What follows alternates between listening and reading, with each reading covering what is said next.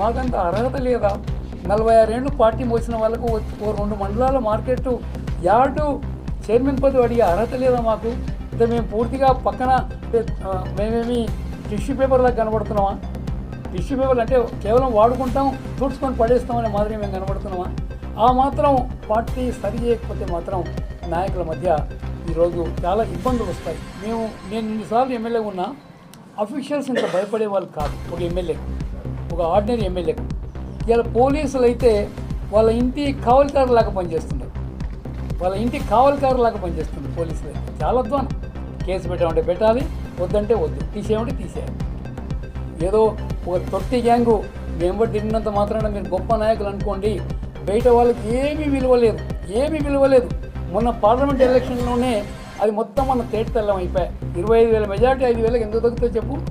నేను అన్ని గ్రామాలు తిరగకపోతే మైనస్లో పోతుండే నియోజకవర్గం.